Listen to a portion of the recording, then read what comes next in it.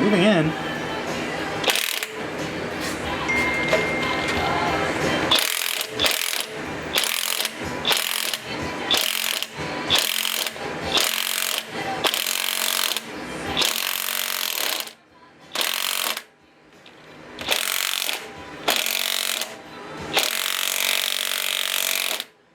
That's not turning the engine at all. Hold it. You want?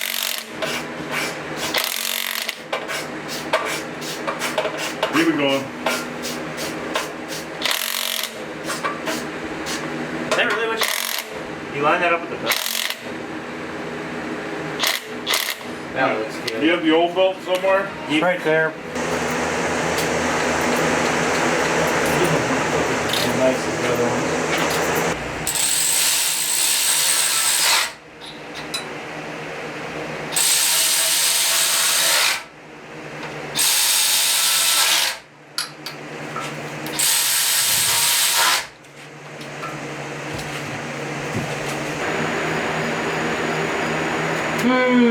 I'm not seeing an exhaust manifold torque pattern.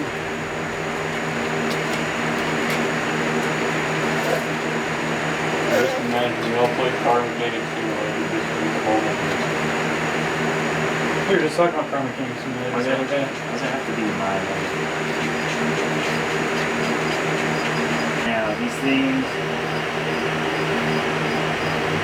It's not going to snap. You're going to pull the thread out of the block or the head.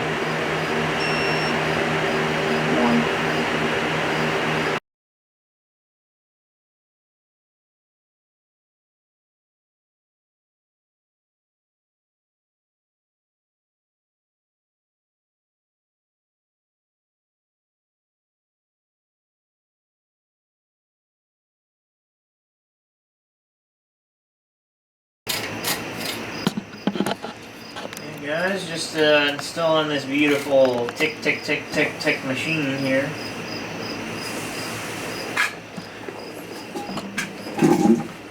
Never let a Ford guy know your second move, I'll tell you that. Never let him know. 'Cause if he knows, then he's gonna buy a Chevy. He's gonna buy a Dodge. Mopar or no car, baby. You can leave that in the video. Funny moments, blooper. I got some good ones. That's an honest moment. Joking moments. That was a serious moment. Not serious.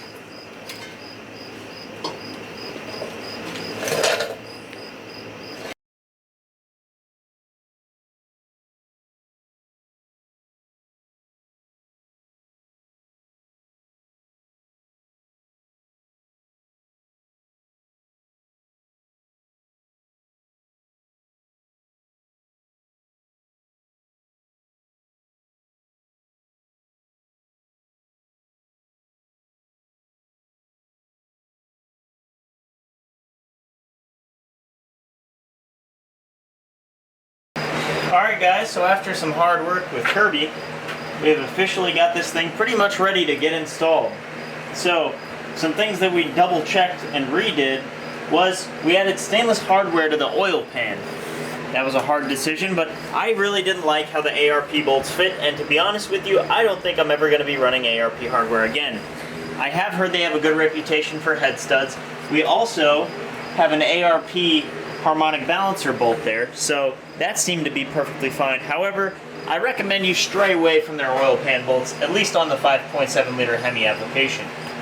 A few other things you'll see on the rotating assembly. We got our idler pulley and our belt tensioner installed, which those were pretty good, both are brand new. We're trying to make everything on the rotating assembly as new as possible. And also, to speak on this water pump a little bit, make sure that when you ever get a water pump for your vehicle, specifically a 5.7 Hemi, you check and make sure that you're okay running the OEM stock clutch fan that you have. Some water pumps will recommend that you get a new clutch fan every single time you get a new water pump. So that's something to watch out for. Other than that, we got our dipstick tube in with our exhaust manifolds. We are reusing the original exhaust manifolds because they were replaced roughly 25 to 30,000 miles before we had to do an engine replacement. We cleaned those up, put the gaskets on, and me personally, I've had this engine for quite some time. I know that the heat shields that you put on the exhaust manifolds eventually just dilute and disappear and cause a rattle. For that reason, in mind, I am going to not be running them on this motor. Some people might think that's stupid, some people might agree with me. Whatever you choose, that's what I'm doing.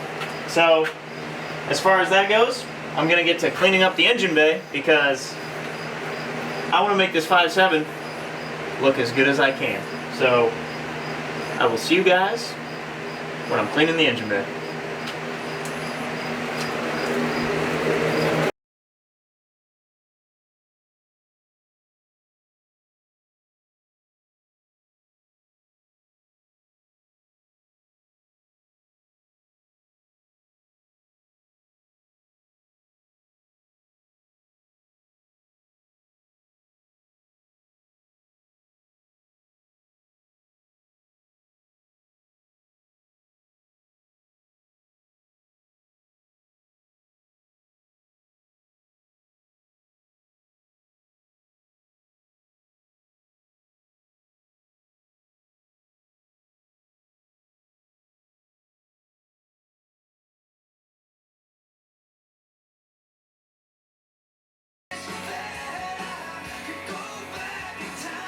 Alright, JDs and Littlemen, so as you can see, we got this engine bay nice and cleaned up. While we were in here, I took the very, very kind responsibility of absolutely dousing underneath the engine in fluid film. Why do I do that? Because this is a Mopar, which means it's going to rust, and it's going to rust big time. And so one of the ways to mediate that, it doesn't really get rid of it, just help slow it down a little bit, is just covering everything in undercoating. So my choice for this was fluid film. I'm a strong believer in fluid film black. I think it makes everything look nice and shiny, which it does. I mean, everything looks shiny, kind of, in a way. But looks pretty good. A few things that I kind of gripe about. I don't really like this. I never have in any vehicle. I kind of just like it, the color of the engine bay. But we're going to leave it. It's got this heat shield on it.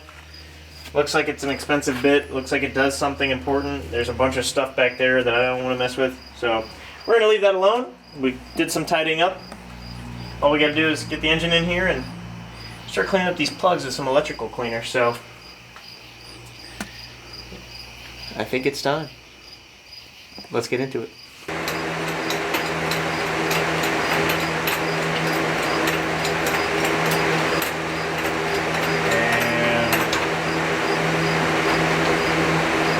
maybe a little bit more. That looked good on there. On the hook. Yeah, that's fine. I wish that there was a hose there. It looks like it had one.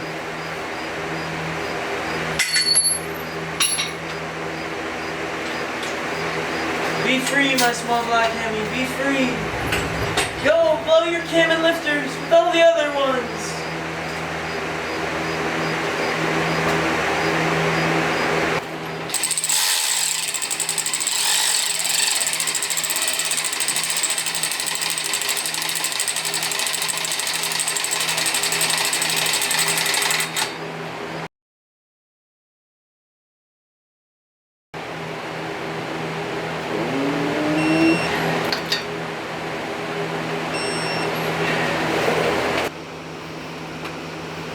Good.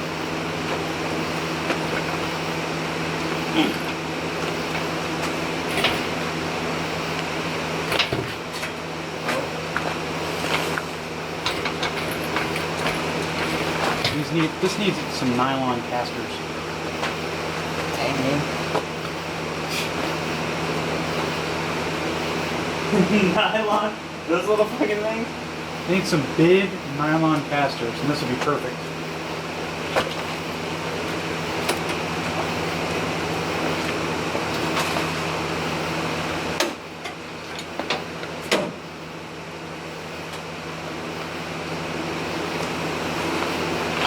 Keep going on back.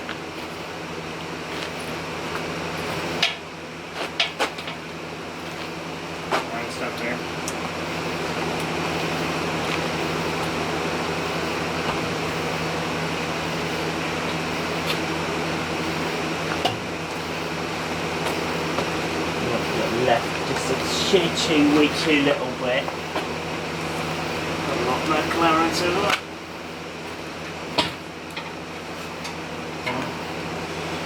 Okay.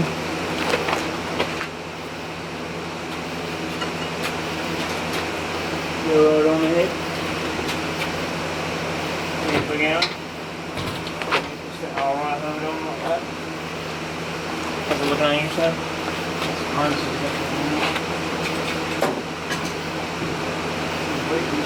Now, let's say we go down. You do the down part because you've done it. Yeah, we know how it went when you did it. Go down until that oil pan almost touches the top of that disc.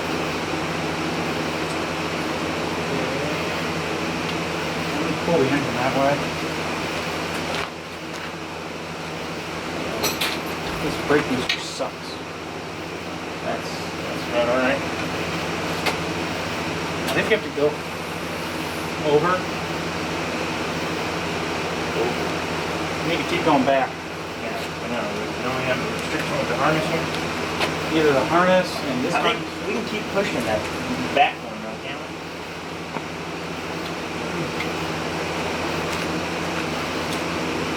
Give me one of those.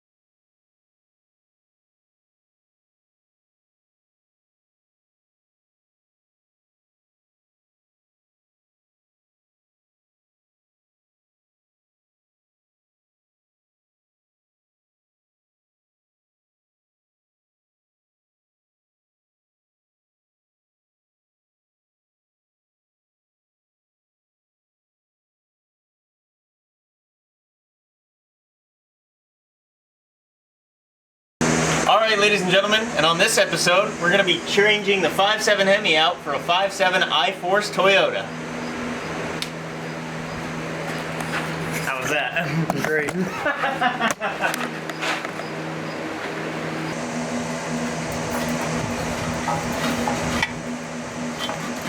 going to have to put this bolt in before, or no. So that bolt goes like this.